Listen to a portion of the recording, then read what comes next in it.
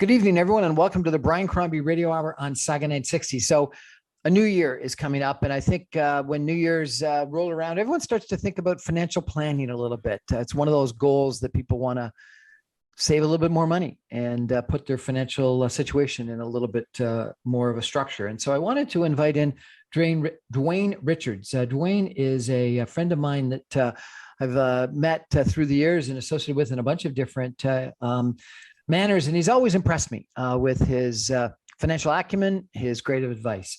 Dwayne is a certified professional accountant, registered with CPA Canada, and is a licensed financial advisor in the province of Ontario. He's got over 18 years of corporate accounting experience working in healthcare, construction, consumer goods, and now he enjoys working with small business owners and entrepreneurs. Dwayne offers a unique approach to finance that expertly meshes the practical and energetic side of money. We're going to have to talk to him about what energetic side of money means. Financial wellness incorporates so much more than your bank account. Dwayne's approach connects mindset goals, financial literacy, business, and wealth. His personal shift from uninspired, introverted accountant to introspective entrepreneur was a swift change. Dwayne suffered burnout in all areas of his life, career, marriage, and health. He opened himself up to new healing experiences through self-awareness. The result is a holistic approach to finance that starts with the mind. Dwayne believes in the flow of money and the influence of thought on the direction and abundance of that flow. He works with clients in various stages of need, from income tax preparation and education to full cash flow planning and insurance.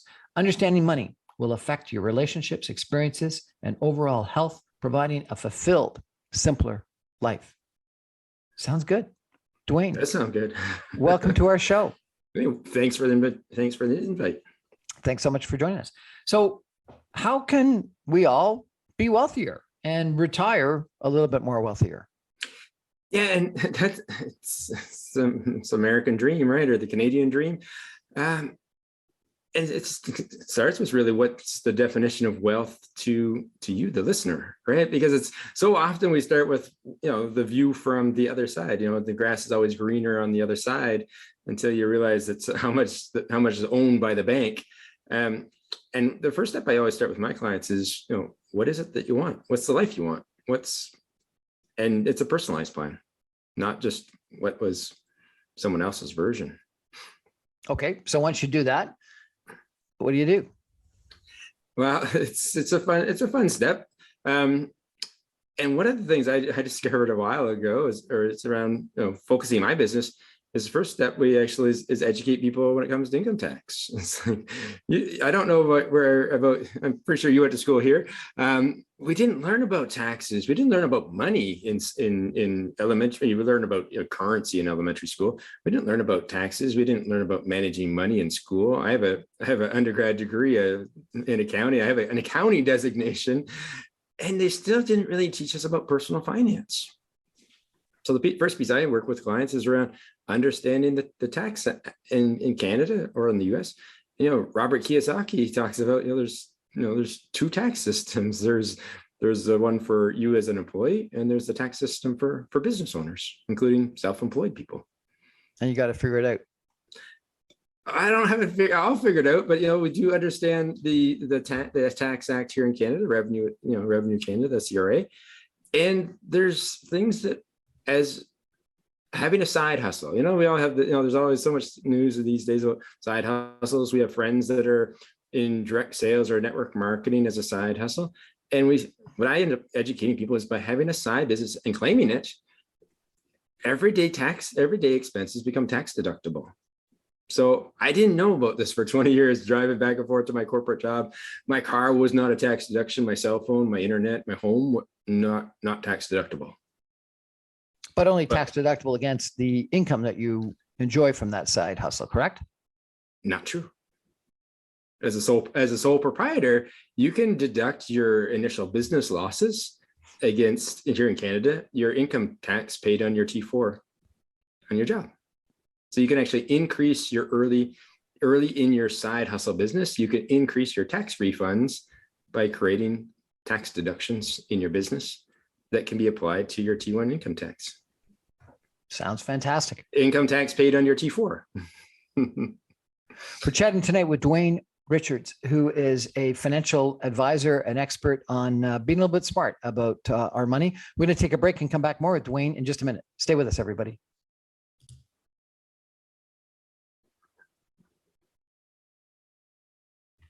Welcome back to the Brian Crombie Radio Hour on Saga 960. We're chatting tonight about financial planning, and we've got Dwayne Richards as our guest. He's a certified professional accountant, a licensed financial advisor. He's got 18 years of experience in corporate accounting and finance. And Dwayne, you said that you suffered burnout in all areas of your life: career, marriage, and health. Why? How? What happened? Yeah, what happened? It's a good question. Is life? They don't really, again, they don't necessarily teach it. We don't really learn about this. So, back, just in my early 40s, as you're climbing the corporate ladder, you're on the path to I'm not sure where. And we had two young kids at the time. Two young kids. My wife at the time she was going through career transitions. The sandwich generation, we had some illness with our parents, and you kind of work in the job, and the job says, if you want to take the day off to go to your kid's Christmas party, you just have to take it as a vacation day. You're working for a family business, but you weren't part of the family. And it just started to realize is that, man, you're working so hard for what, and at what pace. And again, as a male, I didn't take advantage of, not take advantage, I just didn't leverage like group benefits, taking vacation days, taking a sick day.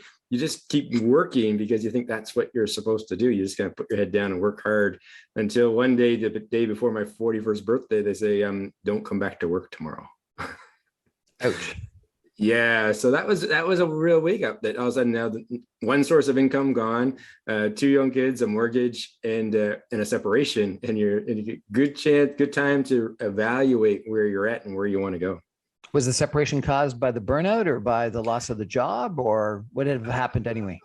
There's a bunch of different things. We just you kind of grow and you kind of grow apart, and then we didn't talk. We didn't, sometimes you say, fighting is actually not fighting, but, having arguments is better because at least you know what's going on. You're communicating. We didn't communicate. And the great thing is now, we're divorced. I'm over that. We have family dinners about twice a week. And we're much better communicators now than when we were married. Really? That's interesting. So you have family dinners with your ex-wife twice a week. And my partner, and right now her partner's in town from LA. So the six of us had dinner last Wednesday night. So usually Wednesday nights and either Saturday or Sunday nights, we have dinner together. That's a really modern family. It's our version of it.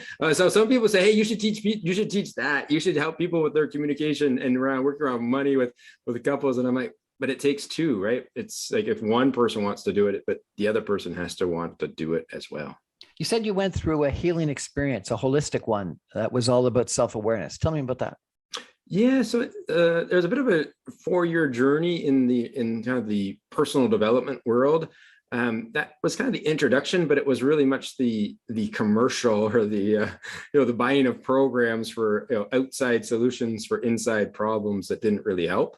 And then just over 4 years ago, I met a woman, I think you may know her. She's based in Oakville. Her name's Moira Bush. And she brought a system to Canada called Color Mirrors. And we look at the psychology and language of color. And Moira was my teacher and mentor. And we actually brought in a spiritual practice into my business. So I use the psychology and language of color when it comes to money. So we take now 3 pieces. We take taxes. I thought it was just green. That was just green. Not true. It could be any color, and including the rainbow. But different people have different. Their money story sits in different colors. What do you mean their money story sits in different colors? Yeah. So actually, there is a book called Your New Money Story, and this is where the energetic side, where we look at both the right and left brain, the right and the left side of the brain when it comes to our relationship with money. So the traditional side is the logical, I have a degree in mathematics, very logical analytics, the thinker, right? The thinker, but then how does money make you feel? The emotional side, the emotional triggers to money. And you have to you have to look at both sides. You have to consider both pieces to say, especially right now, right? We're approaching Christmas. There will be a number of emotional triggers when it comes to Christmas with people. So they've done great for 11 months of the year. They've been fantastic. They've been on budget. They've been saving money. And then Christmas comes. And then we have, what is it? Blue Monday in January, the third Monday of January. We spend too much money and the credit card bills come in. Get the credit card bills. It's like not very much sunshine. And all of a sudden people are like, holy cow, what happened? Because our inner child came out and played with our credit card over Christmas. You said that you believe in the flow of money and the influence of thought on the direction and abundance of that flow. Mm-hmm. What do you mean by that?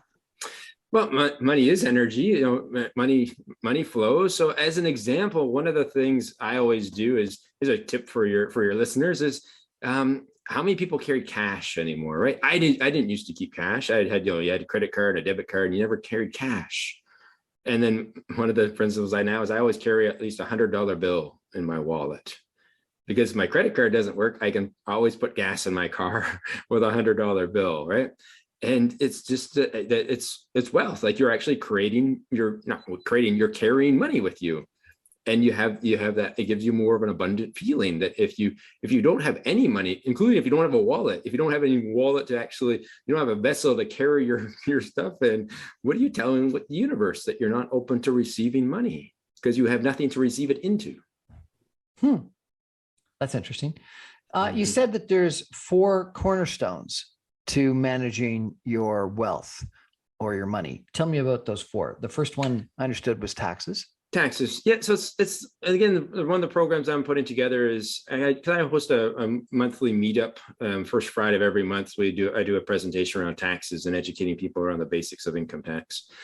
So that's taxes, the first one. It doesn't have to be the first one, but there's an order. What are you teaching people on taxes? So taxes, again, just what is the difference between a tax credit and a tax deduction. Tax credit, it's like your tuition. I went to university, so my tuition, my son's in grade 12, so he'll be applying to university. So he'll be eligible for a tuition tax credit, which is 16%, as opposed to if I'm self-employed, my personal development, my courses as a financial advisor and as accountant, when I take a course as a self-employed person, 100% tax deductible. So the difference between a tax deduction and a credit. So first one is taxes. Second one is educating people, including we go into high schools as a CPA volunteer, going into high schools to teach about credit, including your credit score, your credit report. What is credit and how is credit different than your credit score, but also around debt, good and bad debt. There is good debt. What's good debt and what's bad debt? Well, some people would say there's no such thing as good and bad, but there is when it comes to debt, possibly. So good debt could be leveraging, right? So if I borrow, if people borrow from their line of credit for the purpose of investing, that interest is tax deductible. Always good to seek professional advice, seek out advice from a licensed advisor. Just don't go borrowing from line. I listened to some guy on the show with Brian Crombie, and he said, go borrow from my line of credit and buy something. That's not what I said, but that's it's called leveraging. But consumer debt, if I go and use my credit card this Christmas to buy a big screen TV, by the time I get home, that thing's already depreciating. It's like it's decreasing in value, and I could be paying for that TV for like 1 to 20 years if I only make the minimum payment on my credit card. And understanding that there's the business of the banks. No, I'm not against the banks, but if you just pay the minimum balance on your credit card, you're going to be paying double for that, whatever you bought with your credit card. We're chatting tonight with Dwayne Richards. He's a financial advisor, an accountant. Dwayne, you talk about this meetup and the courses that you run. If people are interested in that, how do they avail themselves of those courses? How do they contact you? Yeah, that's a great question. So people, hopefully it's not new. It's been around for a long time, but lots of people still don't know it's there. There is a website or an app called meetup.com. And then you can join it for free. I actually joined Meetup when I was going through my separation because it was a great place to go and meet people and do different activities, because Meetup organizers like myself plan and organize events. So in that group, I host a meetup group called the GTA Business Leaders. And inside that group, there was about 2,800 members in that group. And then the first Friday of every month, like I said, I host a meetup on around income tax. Awesome. We're going to take a break for some messages and come back more with Dwayne Richards, financial advisor, smart guy, nice guy, in just a minute. Stay with us, everybody.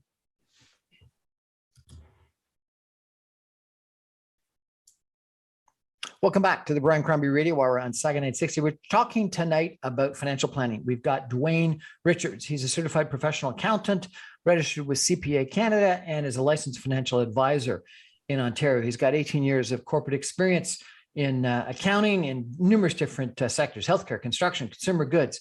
And now he works with business owners and entrepreneurs to try to help them figure out their financial plans. And he's gone through some challenges. He suffered burnout in all areas of his life, career, marriage, and health. And it really led him to a new holistic way of thinking through finance that he's talking about. And he says there's 4 cornerstones to a good financial plan. The first 2 we've talked about: taxes, and number 2 were credit and debt. What's 3 and 4?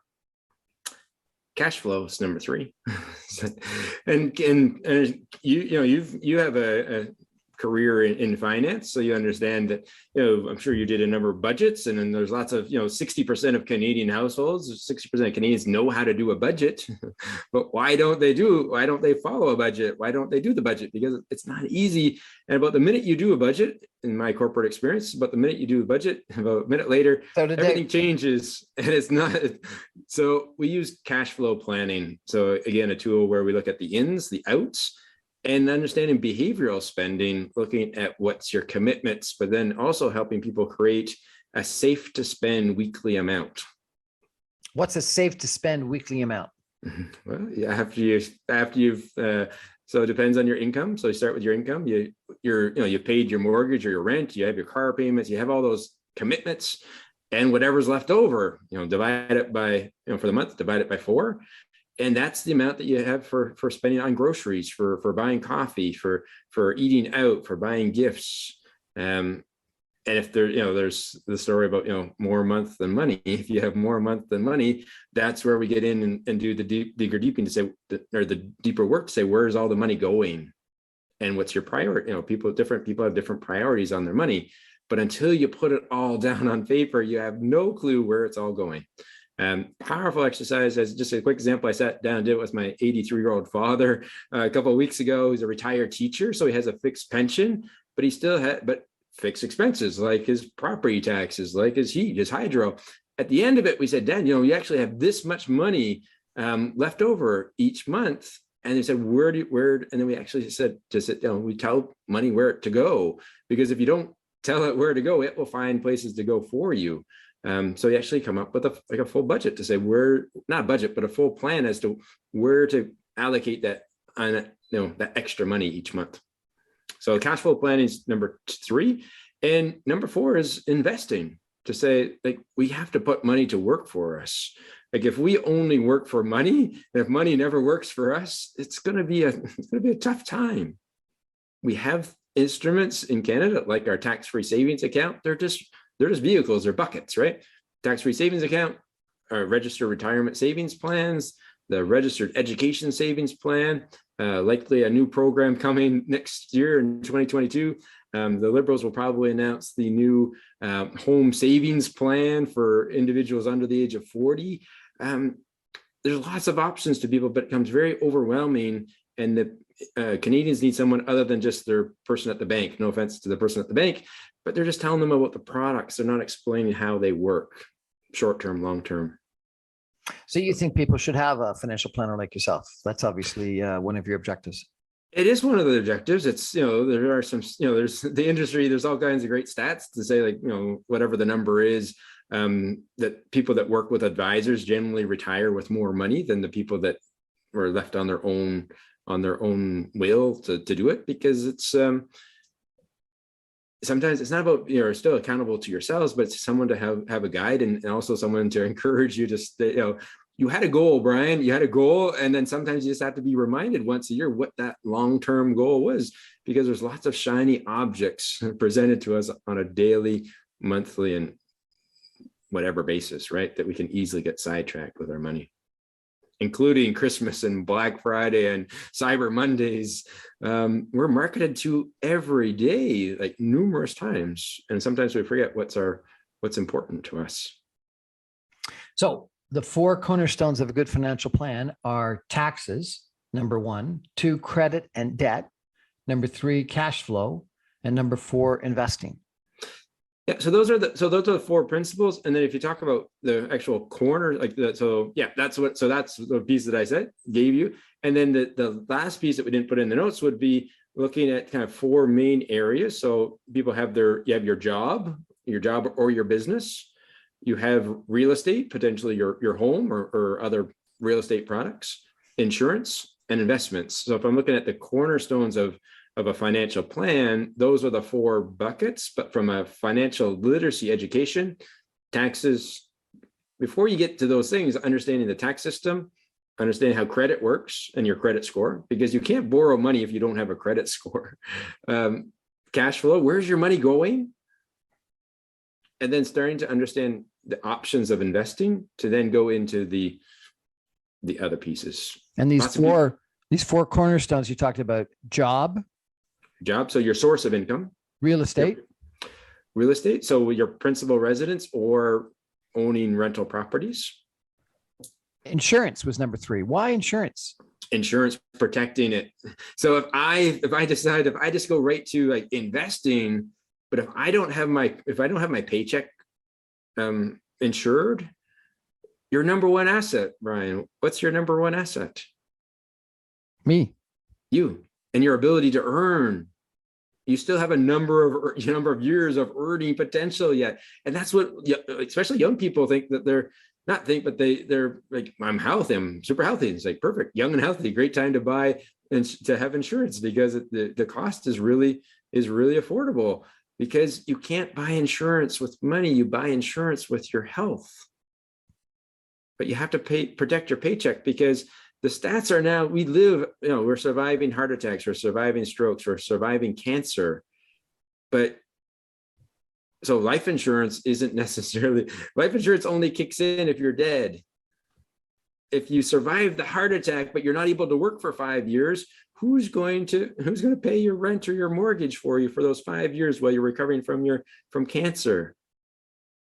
It's to have your insurance protect your paycheck protected with either disability or critical life insurance. And lots of people think, oh, that's for rich people, or that's for people, but no, there's affordable options, right? It's a choice. For disability and critical life. Yeah, people find money for things that are important to them. So people find money for a new iPhone, or people find money for a new car. The banks will lend you money but is your paycheck insured? And then your 4th one was investing. So we're back to investing. So investing was in both, actually. And your investing is that you should be doing it. You should be making money work for you. Make your money work for you. Is that again, it's something that I did. We were doing. I did at a young. I had an advisor, and again, we took advantage of early on. My first job, we had company had a RSP matching. Lots of people don't like RSPs, but you know what I like? I like extra money from my employer. So if I contributed, 3% into my RSP and my employer contributed an extra 1.5%, it's extra money. Why wouldn't you? If you work for one of the banks have lots of companies, including the banks, have employee purchase options. I have examples of people that were not just tellers, but were tellers at a bank for a long time, and they've retired wealthy because they they had the option to buy stocks right off their paycheck. Now, I'm not licensed. I'll give a quick disclaimer. I'm not licensed to give stock advice. I'm a licensed advisor, but I'm not licensed to give stock tips. So we're not going to give any stock tips today. Just put that disclaimer, just like Tony Robbins. I'm not licensed to give stock tips to you today. So always be clear about that. Okay. Well, I'm not licensed to give any kind of financial advice, but I'll give you my 2 cents worth based on this conversation. I lecture every year, at the DeGroote School of Business with a health leadership academy. And the reason why is they find that they graduate a whole bunch of medical doctors and dentists and other people in the health sciences that are running small businesses. And in all those programs, they never get any business training. They never get any accounting training. They never get any cash flow training, just as you said. And it proves out to me over and over again that you're right, that one of the most important things that we need in life is figuring out how to manage our finances, and we're not trained in it. Even doctors that are becoming small business people, or dentists that are becoming small business people, in their professional programs don't get taught basic business principles, and need accounting, marketing, human resource, and other health. So I think that your comment on taxes is very apt. People need to understand taxes. And I always thought that, frankly, all students in high school should have to do taxes in a course in grade 12 one time before they graduate, just so that they've actually filled out the form once and know how to do it and can do it on their own. Because if you don't know how to do it, even if you give it to one of those tax advisors, you're not going to ask the right questions. You're not going to understand it. So you got to do something like that once yourself. You mentioned property. I think the best investment that you can make, because you don't pay tax on the capital appreciation as a principal residence. And real estate has been a good investment. Who knows if it'll always be a good investment, but I think it probably will be, because they're not making more land. And while we might have a depreciation or a crash that some people talk about, or a slowdown that other people talk about in housing in Toronto, long-term housing has gone up at twice the rate of inflation in the Greater Toronto Area. And so I think it's a good investment. And more importantly, the capital gain that you enjoy in your principal residence is non-taxable. And so that's a huge benefit. And so I think that you should invest in it. You talked about debt. And I do think that, and, lots of us went to business schools or whatever, and we did take, weighted average cost of capital courses. And we understood that for a company, the one big benefit of debt was its interest. It was its interest tax deductibility. And as you pointed out, you got the same benefit with investment debt, that the interest is tax deductible against the investment. So arguably your own cost of capital against investments, if you use debt, is lower than it would be if you didn't use debt. And so therefore that I do think is good debt. Should you be over-levered? No, just as a company shouldn't be over-levered. But should you use a little bit of debt to make your investments? No question. And by not doing so, you're missing out on an opportunity, because it is tax deductible.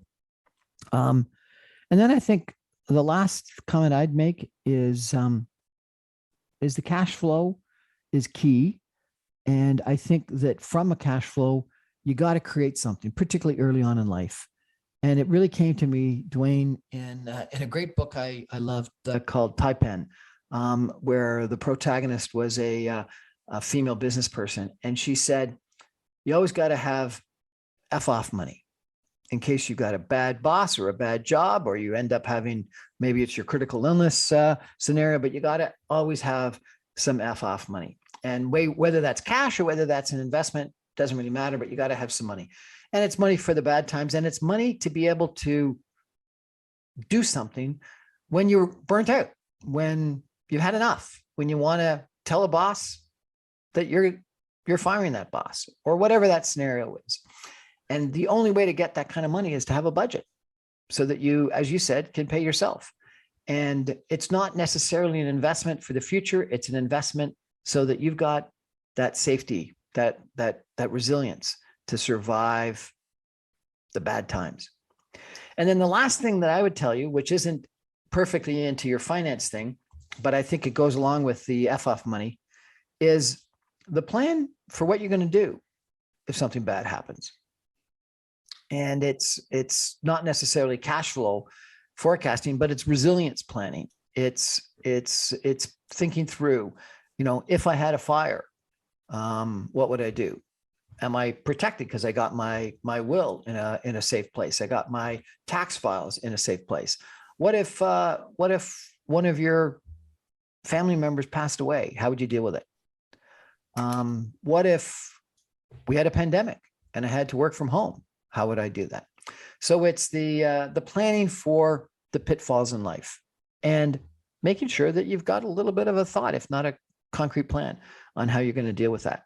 And one of the best suggestions that I got from a banker said, you know what, life, career expectancy is down dramatically. We all end up losing jobs or changing jobs, and we always end up having these little breaks in the middle. Plan that trip that you're going to take if you get 6 months off, that trek through Le Camino in Spain, or that opportunity to climb the Himalayas, or whatever it is that you always wanted to do, because sometime someone's going to say, take a hike, and you want to take a hike, a real hike, a life-changing hike. So those are my suggestions for you, Dwayne. Those are good. I appreciate that. It's a good way to wrap it up. So again, if people want to contact you and ask you for some help in your services, how do they do that? Yeah, the easiest one is I always make it easy for, it's like people are going to give you your phone number. I say make it easy for people to reach you. So I'll give you my phone number. Easy. Also, the other one is LinkedIn. LinkedIn is the social network for connecting from a business point of view. So it's Dwayne Richards CPA. It's pretty easy to find me there. But if they like me, it's going to be dangerous, but it's like, I'll give you my phone number. Just call me, send me a text. It's easy. Make it easy for people to reach you and ask questions. So my phone number is 416-859-5865. It's like, I'm happy to take calls and answer your questions. Dwayne Richards, financial planner, smart guy, nice guy. Thanks so much for joining us and tell us a little bit about our financial plan. And what we got to think about is the new year rounds around, and we got to think about 2022 and hopefully paying ourselves a little bit more in 2022 than we may have in 2021. Dwayne, thanks so much. Thank you.